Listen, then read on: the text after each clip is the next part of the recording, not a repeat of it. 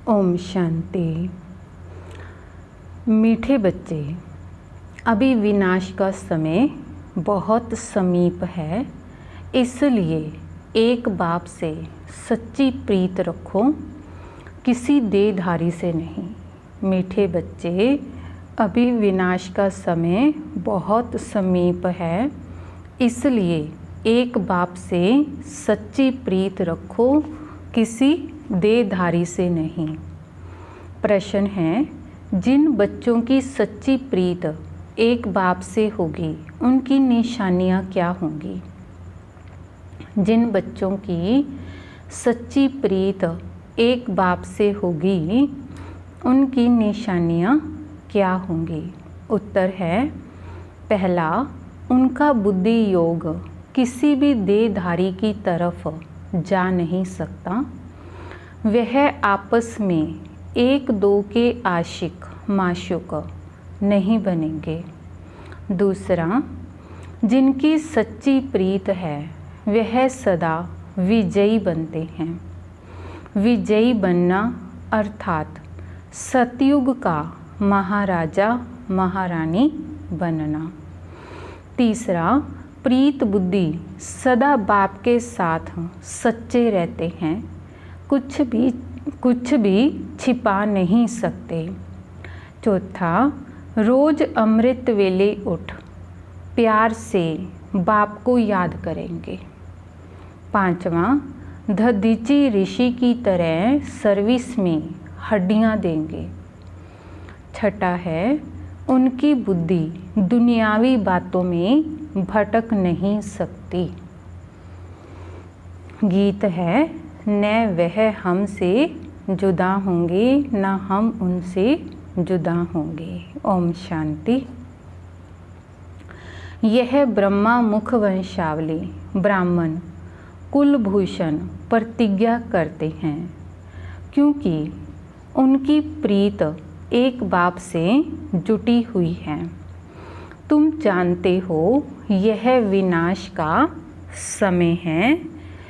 बाप बच्चों को समझाते हैं कि विनाश तो होना ही है। विनाश काले जिनकी प्रीत बाप के साथ होगी, वही विजय पाएंगे, अर्थात सतयुग के मालिक बनेंगे। शिव बाबा ने समझाया है, विश्व का मालिक तो राजा भी बनते हैं तो प्रजा भी बनती है, परंतु पोजीशन में बहुत फ़र्क है। जितना बाप से प्रीत रखेंगे, याद में रहेंगे, उतना ऊंच पद पाएंगे। बाबा ने समझाया है कि बाप की याद से ही तुम्हारे विकर्मों का बोझा भस्म होगा। तुम लिख सकते हो कि विनाश काले विपरीत बुद्धि।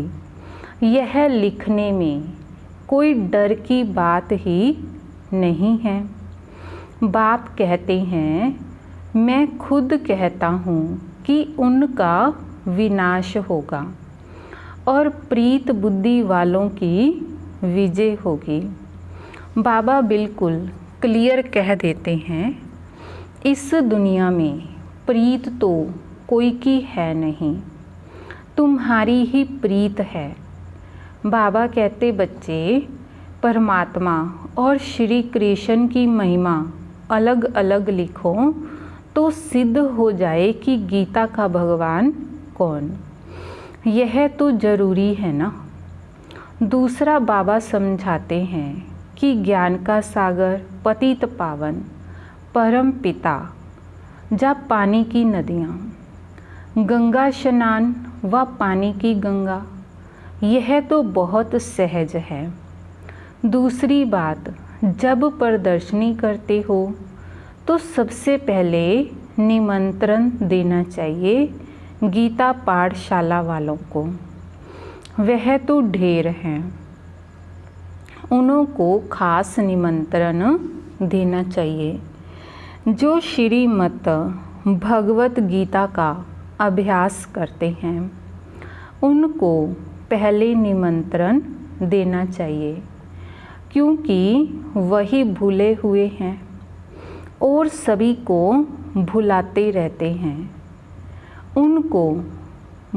उनको बुलाना चाहिए कि अब आकर जज करो, फिर जो समझ में आए सो करना। तो मनुष्य भी समझें, यह गीता वालों को बुलाते हैं। शायद इन्हों का गीता पर ही प्रचार है। गीता से ही स्वर्ग की स्थापना हुई है। गीता की बहुत महिमा है, परंतु भक्ति मार्ग की गीता नहीं। बाप कहते हैं, मैं तुम्हें सत्य ही सत्य बताता हूँ। मनुष्य तो जो अर्थ करते हैं वह बिल्कुल रोंग है। कोई भी सत्य नहीं कहते, मैं ही सत्य बताता हूँ। परमात्मा को सर्वव्यापी कहना भी सत्य नहीं है। यह सब विनाश को प्राप्त होंगे और कल्प कल्प होते भी हैं। तुमको पहली मुख्य बात यह समझानी है। बाप कहते हैं, यूरोपवासी यादवों की है विनाश काले विपरीत बुद्धि। विनाश के लिए अच्छी रीति तैयारियां कर रहे हैं, परंतु पत्थर बुद्धि समझ नहीं सकते हैं। तुम भी पत्थर बुद्धि थे, अब पारस बुद्धि बनना है। पारस बुद्धि थे, फिर पत्थर बुद्धि कैसे बने, यह भी वंडर है। बाप को कहा ही जाता है नॉलेजफुल मर्सीफुल। बाकी जो अपना ही कल्याण करना नहीं जानते, वह दूसरों का कल्याण कैसे करेंगे। जो नॉलेज ही धारण नहीं करते तो पद भी ऐसा पाते हैं। जो सर्विस एबल हैं वही ऊंच पद पाएंगे। उनको ही बाप प्यार भी करते हैं। नंबरवार पुरुषार्थ अनुसार होते ही हैं। कई तो यह भी समझते नहीं कि हमारी बाप से प्रीत नहीं है तो पद भी नहीं मिलेगा, चाहे सगे बने व सौतेले बने। विनाश काले प्रीत बुद्धि नहीं होगी। बाप को फॉलो नहीं करेंगे तो जाकर कम पद पाएंगे। दैवी गुण भी चाहिए। कभी झूठ नहीं बोलना चाहिए। बाप कहते हैं, मैं सत्य कहता हूँ। जो मेरे से प्रीत नहीं करते तो पद भी नहीं मिलेगा। कोशिश कर 21 जन्म का पूरा वर्षा लेना है तो प्रदर्शनी मेले पर पहले गीता पाठशाला वालों को निमंत्रण देना है, क्योंकि वो भगत ठहरे ना। गीता पाठी जरूर कृष्ण को याद करते होंगे, परंतु समझते कुछ नहीं है। कृष्ण ने मुरली बजाई, राधे फिर कहाँ गई। सरस्वती को बैंजो दे दिया है, मुरली फिर कृष्ण को दे दी है। मनुष्य कहते हैं हमको अल्लाह ने पैदा किया, परंतु अल्लाह को जानते नहीं। भारत की ही बात है। भारत में ही देवताओं का राज्य था। उन्हों के चित्र मंदिरों में पूजे जाते हैं। बाकी किंग्स आदि के स्टैच्यू तो बाहर लगा देते हैं, जिस पर पंछी आदि किचड़ा डालते रहते हैं। लक्ष्मी नारायण, राधे कृष्ण आदि को कितना फर्स्ट क्लास जगह पर बिठाते हैं। उन्हों को महाराजा महारानी कहते हैं। किंग अंग्रेजी अक्षर है। कितना लाखों रुपया खर्च कर मंदिर बनाते हैं, क्योंकि वह महाराजा पवित्र थे। यथा राजा रानी तथा प्रजा सब पूज्य हैं। तुम ही पूज्य फिर पुजारी बनते हो।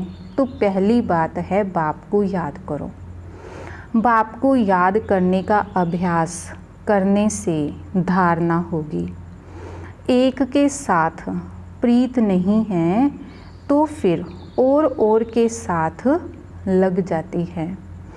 ऐसी ऐसी बच्चियां हैं जो एक दो को इतना प्यार करती हैं जो शिव बाबा को भी इतना नहीं करती।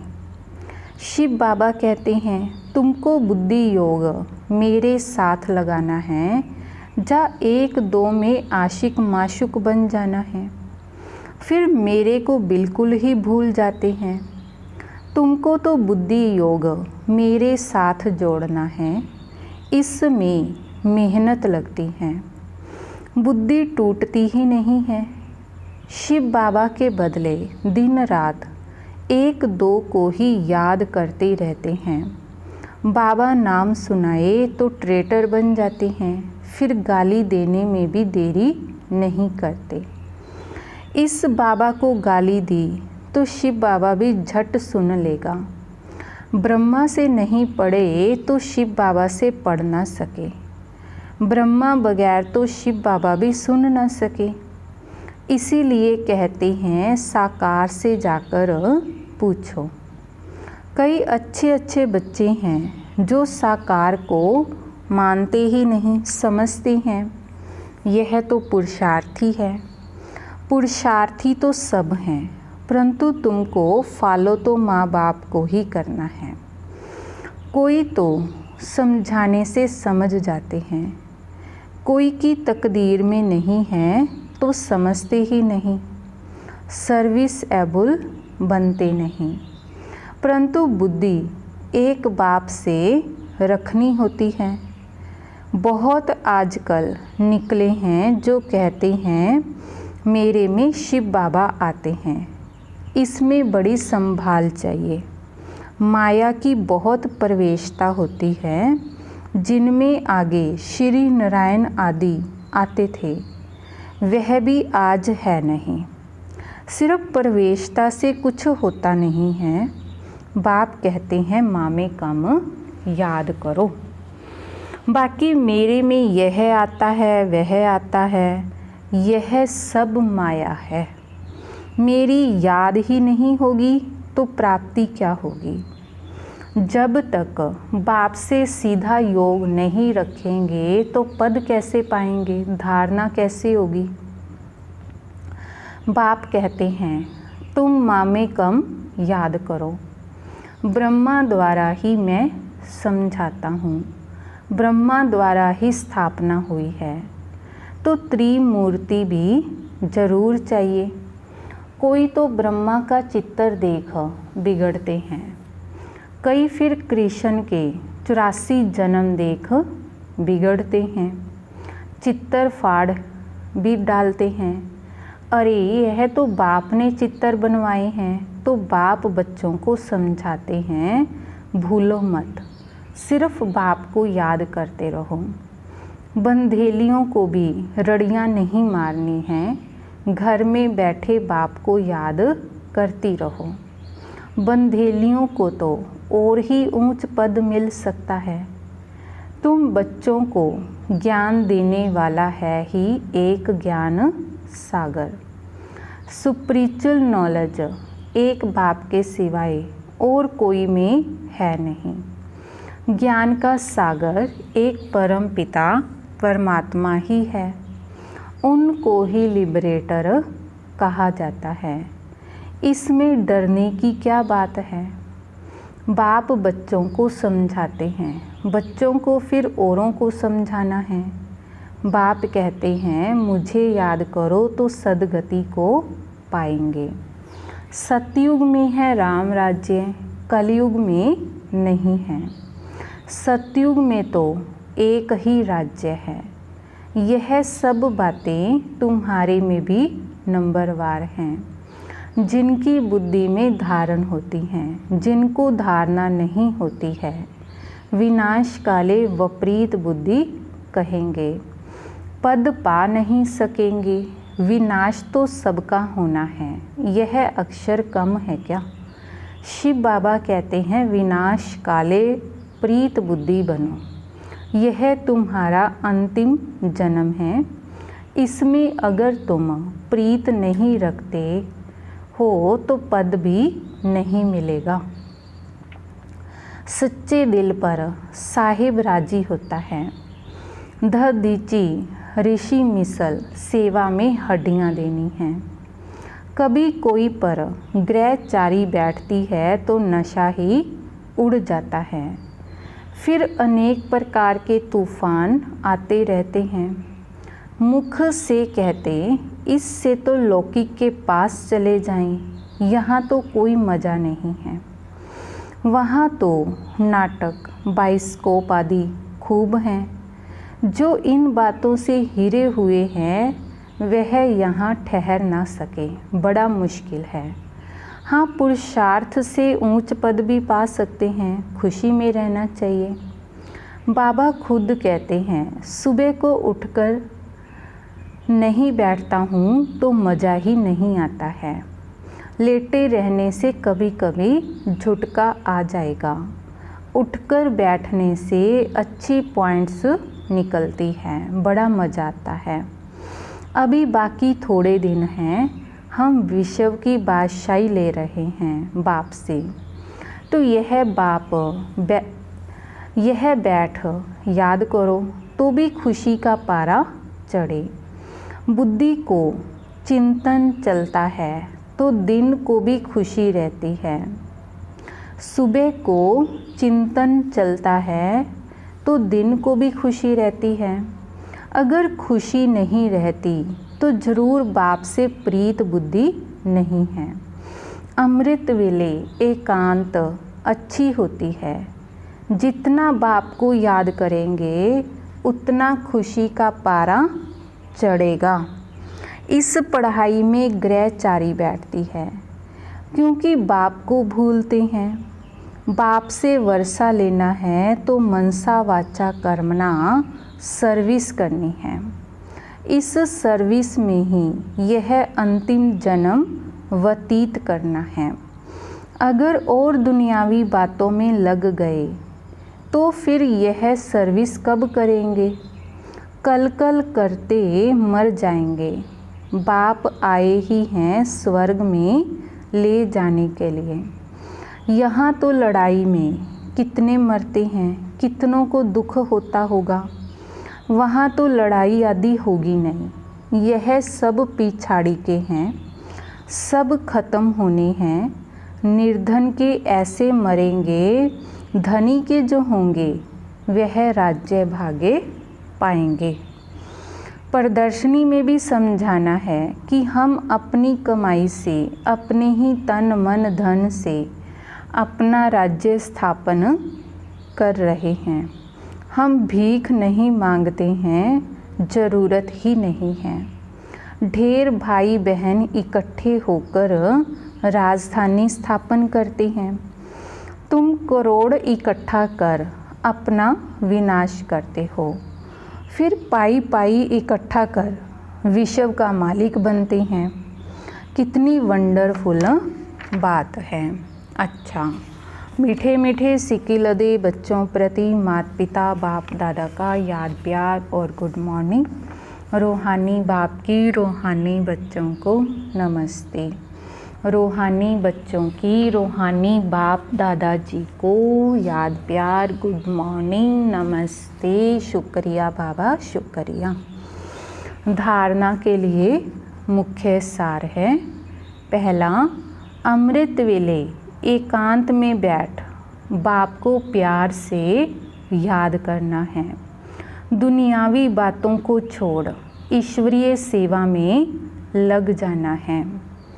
दूसरा, बाप से सच्ची दिल रखनी है। आपस में एक दो के आशिक माशूक नहीं बनना है। प्रीत एक बाप से जोड़नी है, देहधारियों से नहीं। वरदान है, स्वार्थ शब्द के अर्थ को जान। सदा एक रस स्थिति में स्थित होने वाले सहज पुरुषार्थी भव। स्वार्थ शब्द के अर्थ को जान, सदा एक रस स्थिति में स्थित होने वाले सहज पुरुषार्थी भव। आजकल एक दो में जो लगाव है वह स्नेह से नहीं लेकिन स्वार्थ से है। स्वार्थ के कारण लगाव है और लगाव के कारण न्यारे नहीं बन सकते। इसीलिए स्वार्थ शब्द के अर्थ में स्थित हो जाओ, अर्थात पहले स्व के रथ को स्वाहा करो। यह स्वार्थ गया तो न्यारे बन ही जाएंगे। इस एक शब्द के अर्थ को जानने से सदा एक के और एक रस बन जाएंगे। यही सहज पुरुषार्थ है। स्लोगन है, फरिश्ता रूप में रहने से कोई भी विघ्न अपना प्रभाव डाल नहीं सकता। फरिश्ता रूप में रहने से कोई भी विघ्न अपना प्रभाव डाल नहीं सकता। ओम शांति।